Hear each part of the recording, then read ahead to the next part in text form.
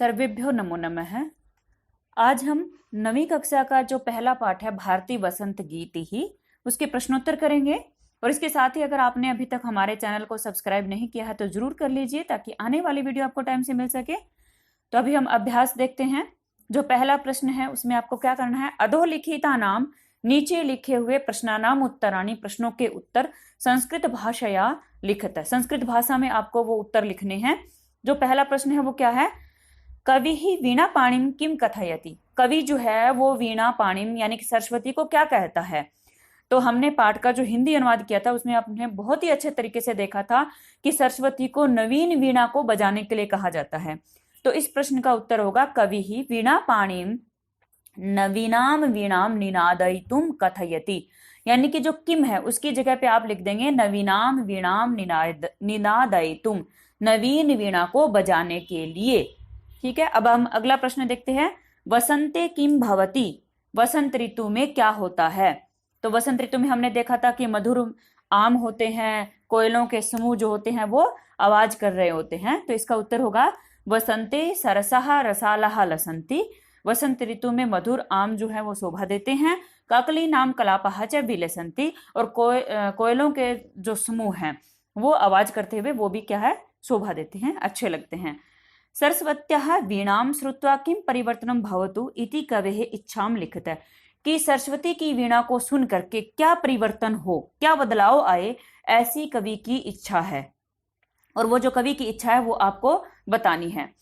तो इसमें जो है वो क्या चाहता है कि सरस्वत्याः वीणां श्रुत्वा, सरस्वती की वीणा को सुन करके क्या होना चाहिए, जो लतानाम शांतिशीलम सुमम, जो लताओं के शांति से युक्त पुष्प हैं वो चलित हिल उठने चाहिए। और नदीनाम कांत सलिलम च सलिलम उच्छलित, और नदियों का अत्यधिक शांत जो क्रीड़ा से युक्त जो पानी है वो क्या करे, क्रीड़ा से युक्त उछलने लग जाए। ऐसी जो है वो इसकी कवि की इच्छा है। अगला जो घ है वो हम देखते हैं। कवि ही भगवतीम भारतीम कस्याः नद्याः तटे मधुमाध्वीनाम नताम पंक्तिम अवलोक्य वीणाम वादयितुम कथयति।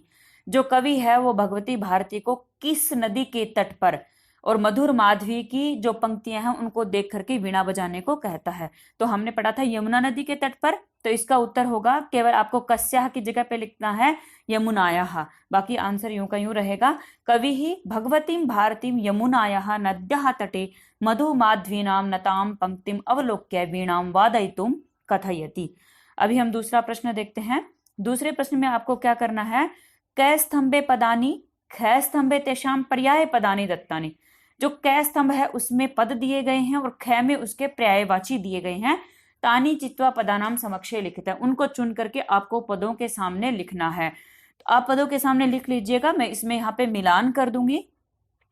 तो हम कै स्तंभ के जो शब्द हैं उनको देखते हैं।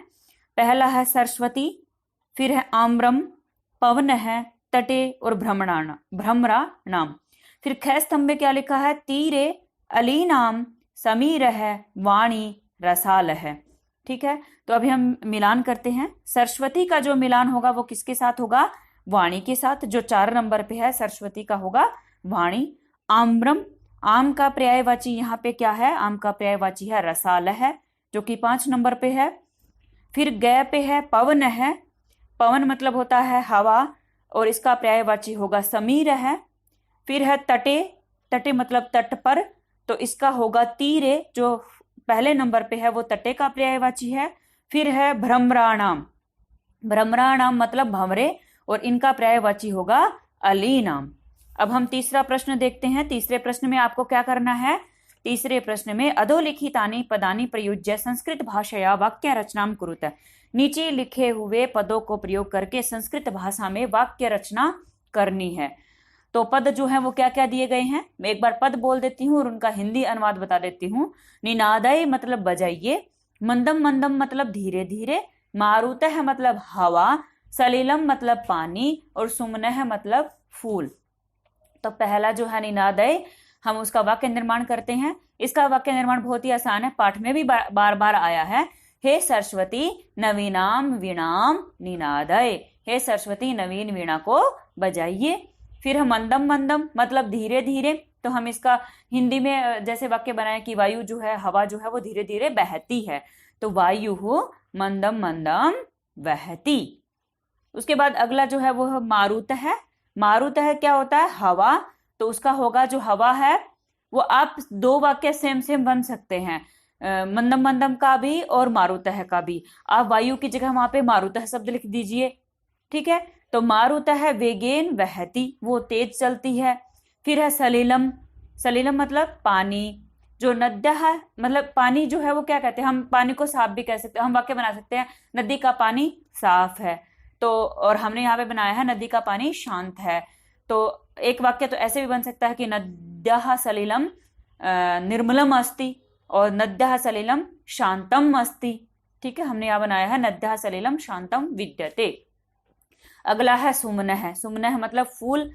तो फूल जो है वो कैसा है? हम कहते हैं जो फूल है वो सुंदर है। हम सीधा वाक्य भी बना सकते हैं सुमनः है। अब हम चौथा प्रश्न देखते हैं। चौथे प्रश्न में क्या करना है? प्रथम श्लोकस्य आशयम हिंदी भाषया आंग्ल भाषया वा लिखत।